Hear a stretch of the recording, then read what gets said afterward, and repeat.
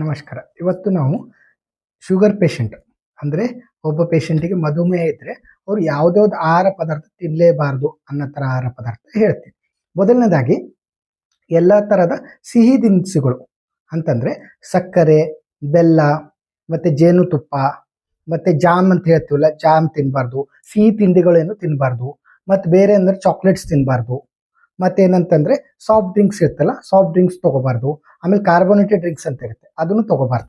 So ಈ ಸಿಹಿ ಪದಾರ್ಥಗಳಂತೂ avoid ಮಾಡಬೇಕು. ಅದ್ರ ಜೊತೆಲಿ ಆಲ್ಕೋಹಾಲ್ನು ತೊಗೋಬಾರ್ದು. ಮತ್ತು ಯಾವ್ದ್ಯಾವ್ದು ಮಾಂಸ ತಿನ್ಬೋದಪ್ಪ ಅಂತಂದರೆ ರೆಡ್ ಮೀಟ್ ಅಂತ ಹೇಳ್ತೀವಿ. ರೆಡ್ ಮೀಟ್ ತಿನ್ನಬಾರ್ದು ಅವರು. ಕೆಂಪು ಮಾಂಸ ಅಂತ ಹೇಳ್ತೀವಿ ಕನ್ನಡದಲ್ಲಿ, ಅದನ್ನು ತಿನ್ನಬಾರ್ದು. ಮತ್ತು ಯಾವ್ದ್ಯಾವ್ದು ಎಣ್ಣೆ ಪದಾರ್ಥ ಯೂಸ್ ಮಾಡಬೇಕು, ಯಾವ ಎಣ್ಣೆ ತೊಗೊಂಡ್ರೆ ಒಳ್ಳೆಯದು, ಯಾವ್ದು ತೊಗೋಬಾರ್ದು ಅಂತ ಕೇಳ್ತಾರೆ ಎಷ್ಟೊಂದು ಜನ. ಯಾವ ಎಣ್ಣೆ ತಿನ್ನಬಾರ್ದು ಅನ್ನೋದ್ರ ಬಗ್ಗೆ ಡಿಸ್ಕಸ್ ಮಾಡಬೇಕಾದ್ರೆ ನಾವು ತಾಳೆ ಎಣ್ಣೆ ಅಂತ ಇರುತ್ತಲ್ಲ, ಅದನ್ನು ತೊಗೋಬಾರ್ದು. ಮತ್ತು ವನಸ್ಪತಿ ಯೂಸ್ ಮಾಡಬಾರ್ದು. ಮತ್ತು ಮಯೋನೀಸ್ ಅಂತ ಇರುತ್ತೆ, ಈಗೆಲ್ಲಾದರೂ ಹೊರಗಡೆ ಹೋದಾಗ ತಿನ್ನಕ್ಕೆ ಹೋದಾಗ ಅಲ್ಲಿ ಮಯೋನೀಸ್ ಅಂತ ಕೊಡ್ತಾರೆ, ಅದನ್ನು ತೊಗೋಬಾರ್ದು. ಮತ್ತು ಕರಿದ ಪದಾರ್ಥಗಳು ಯೂಸ್ ಮಾಡಬಾರ್ದು ಜಾಸ್ತಿ. ಮತ್ತೇನಂದರೆ ಎಣ್ಣೆನ ರೀಯೂಸ್ ಮಾಡೋದು, ಅದು ಎಣ್ಣೆನ ಮರುಬಳಕೆ ಏನು ಮಾಡ್ತೀವಲ್ಲ ಅದನ್ನು ಮಾಡಬಾರ್ದು. ಮತ್ತು ಯಾವುದು ಹಣ್ಣಿನ ರಸ ಕುಡಿಬೇಕು ಅಂತ ಕೆಲವರು ಕೇಳ್ತಾರೆ. ಹಣ್ಣಿನ ರಸ ಶುಗರ್ ಕೇನ್ ಜ್ಯೂಸ್ ಅಂತ ಹೇಳ್ತೀವಲ್ಲ, ಕಬ್ಬಿನ ರಸ ಅಂತೂ ಕುಡಿಲೇಬಾರ್ದು. ಆಮೇಲೆ ಕೆಲವೊಂದು ಹಣ್ಣುಗಳನ್ನು ತಿನ್ಬೋದು, ಅಂದರೆ ಸೀಮಿತ ಇದರಲ್ಲಿ. ಬಟ್ ಹಣ್ಣಿನ ರಸಗಳು ಇರುತ್ತಲ್ಲ, ಅದನ್ನು ಆದಷ್ಟು ಅವಾಯ್ಡ್ ಮಾಡಿದರೆ ಒಳ್ಳೆಯದು. ಮತ್ತೇನಂತಂದರೆ ಕೆಲವೊಬ್ರು ಕೇಳ್ತಾರೆ ಯಾವ ತರಕಾರಿಗಳು ಯಾವ ಥರ ತಿನ್ನಬೇಕು, ಏನು ತಿನ್ನಬೇಕು ಅಂತ ಕೇಳ್ತಾರೆ.